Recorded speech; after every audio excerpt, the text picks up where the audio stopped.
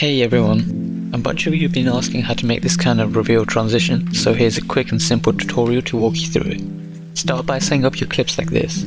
The clip with the object you want to move should go on top of the first one. Make sure everything's centered in the composition, then right click and pre-compose the clips. You can also adjust the composition size to match the layer size so you don't run into framing issues later on. Next, if you're using Twixtor or any time remapping effects, now's the time to add those. In my case, I'm adding Twixtor to the second clip because I want the car to slow down during the transition and then speed up again after. Here's what the Twixtor graph looks like. Once that's done, pre-compose your layers again so the masks won't be affected by the Twixtor. Now we can start editing. First, duplicate your second layer, set your resolution to full and select the masking tool. Go to the start of your second clip and draw a mask around the object you're using for the reveal. I'm using the number plate on the car.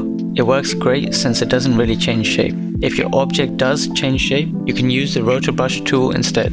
It'll give you the same kind of result.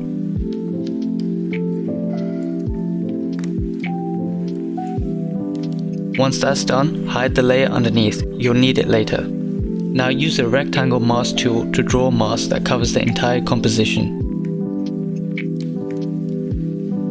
Set a keyframe for the mask path at the start of the layer, then move forward about 10 to 15 frames and adjust the mask to fit the object again.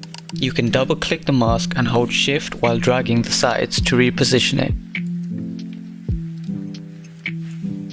Repeat this for the full duration of the transition, usually about 1 to 2 seconds long. When you're done, select all the keyframes and hit F9 to easy ease them.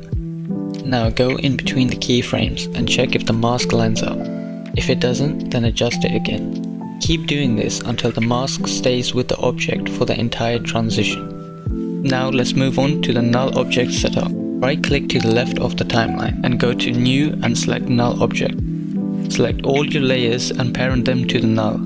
Enable 3D for all the layers by clicking the cube icon. Then select the null, press P to bring up position and add a keyframe at the start of your transition. Next, go to your mask layer, press M to reveal the masks and change the second one from Add to Difference.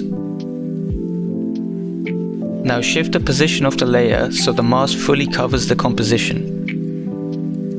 Back on the null object, go to the end of the transition and keyframe the position again. Make sure the Z position is set to the opposite value of your mask layer's Z position.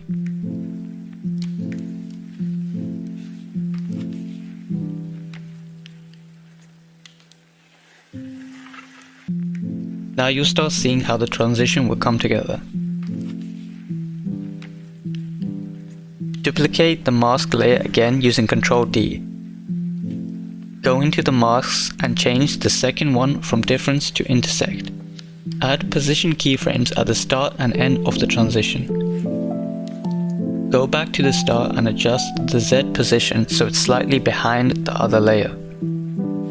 Then adjust the X and Y positions to where you want the object to come in from.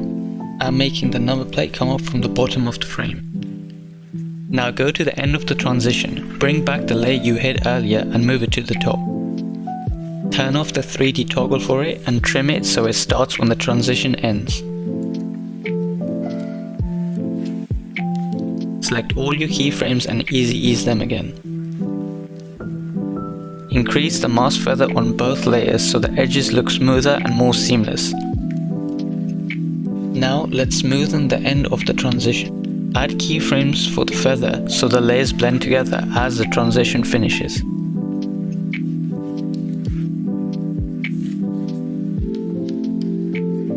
Easy ease those keyframes too. Extend the final clip by a few frames and press T to bring up the opacity. Add a fade by setting the first keyframe to 0 and another at the end of the transition to 100.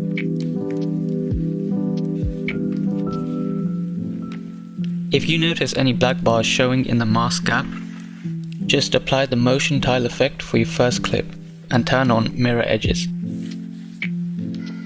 And that's it. The final transition should look like this. Now, if you wanted the reveal to be done with the object on the outside, you can do that by moving the second mask layer a few pixels above the first. Here's how that would look. Alright guys, that's it for this tutorial. Hopefully you learned something new. Let me know if you want to see more tutorials for anything else, and if you have any questions, let me know in the comments. I'll try to reply to all of them. If you would like to support the channel, I've also set up memberships where I offer one-on-one editing lessons and other cool perks. Just click the join button to check that out. Thanks again for watching, see you guys in the next one.